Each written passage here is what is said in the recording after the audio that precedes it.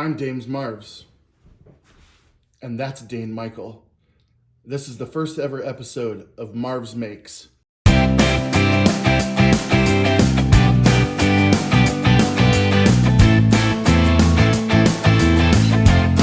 What do you want for dinner? Boiled. Jenna, you want boiled dinner? Why boiled dinner? I'm glad you asked. For some reason.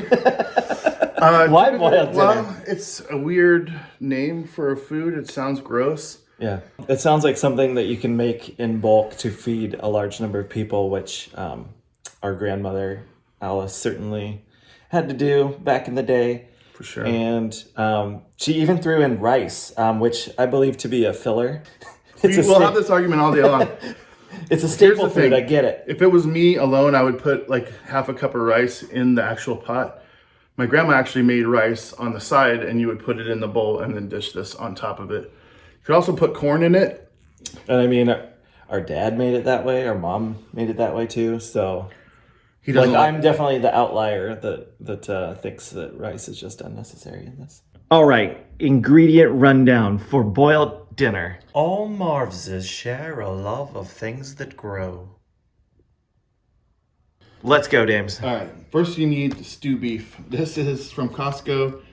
It's about 5 pounds worth. You really honestly only need about 1.5 pounds for a regular batch, but we're making the big boy there. So kielbasa usually is what you want for your other meat, your other protein, but since we were at Costco, we've also got these beef sausages that we love, so we're gonna put that in there as well. For your broth, you gotta have bay leaves. And I'm just using turkey stock here.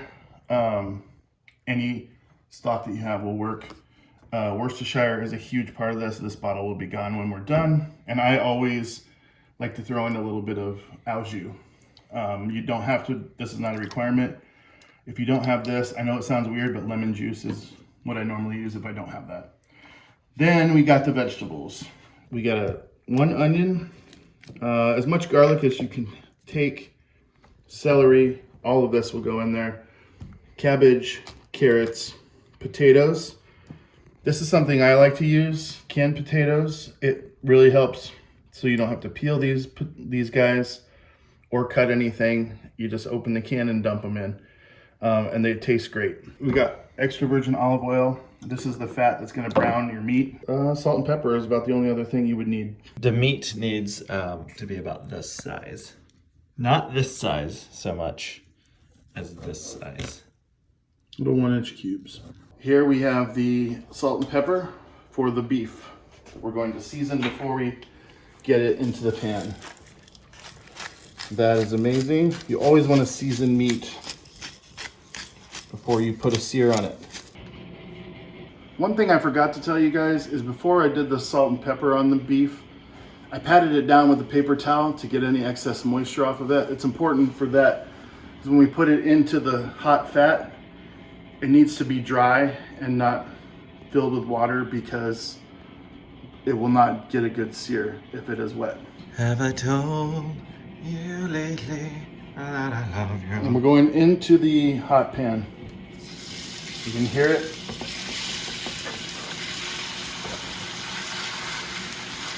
Minutes later, we've now gotten some brown meat here, and we're starting to get some little crunchies to stick to the bottom, and you're actually going to wind up pouring all that in because that's what helps to flavor the broth.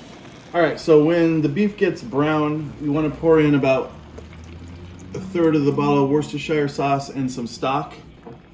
And then you want to scrape the bottom to make sure that you get anything that's stuck to the bottom of the pan, because that is just extra flavor, perfect for your broth. And the next thing we're going to do is put that into the pan. All right, we're going to set this to medium-high heat. We're going to drop in 2 bay leaves and the rest of the stock. If you don't have stock, you can use water. If you don't have stock but you want to use stock, you can use bouillon of any kind. The cubes work as well as anything, but there you go. Garlic, some way, somehow, you got to get it to look not so much like this and a little more like this. fully chopped onion, no tears. Here's what you do. Normally what I like to do is I like to put this in with the beef as I'm browning the beef and the garlic, but a lot of people don't like onions. Making this dish without onions would be a huge mistake. So notice the amount of onions is very small in proportion to the rest of the vegetables, but you have to have this in there to get flavor. No one will taste onion flavor at all. If you like onions, put your onions in when you do the beef. If you don't like onions, don't attempt this dish without it. Just put it in after. And this is where you will put in, if you're going to use any au jus, it's very concentrated.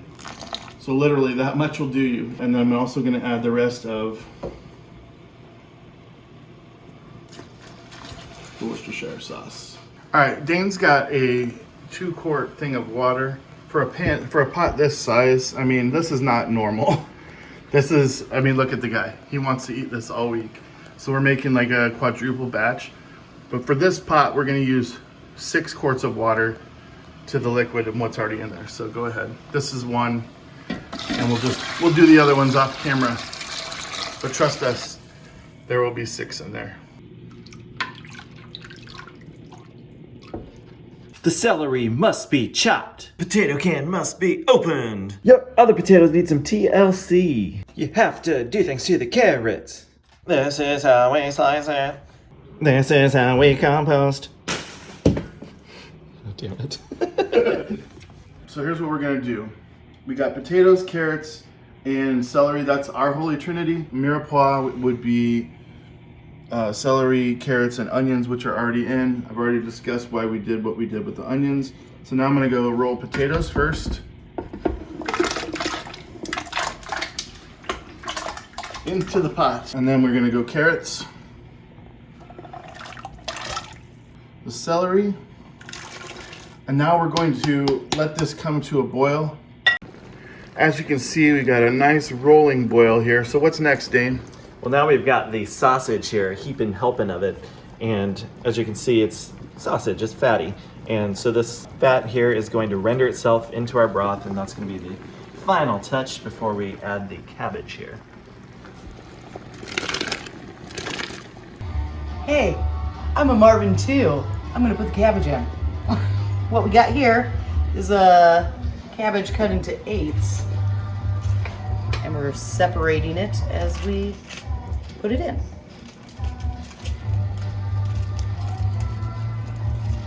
Your boyfriend's back. Music rights issue. Look at all that cabbage. It's pronounced cabbage, right? Obviously.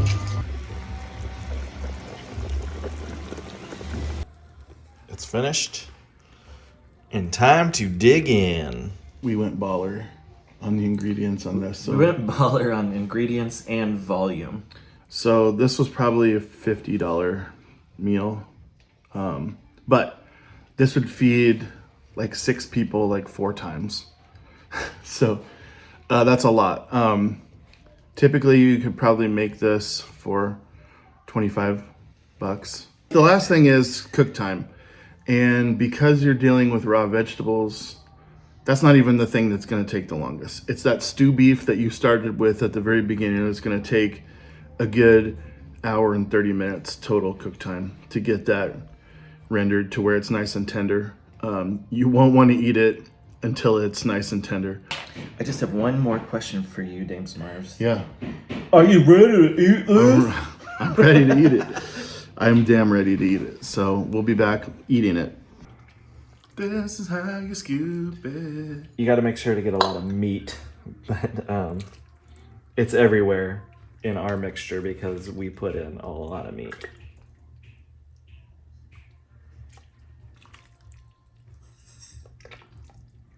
Easy on the Pepsi, Fuller. Potato, carrots. The sausage tends to float to the top, so you gotta make sure you get some of that. This is gonna be the first bowl. Look at that. That is, looks exactly like grandma's. There's nothing better after a hard day's work on the assembly line than a bowl of boiled dinner.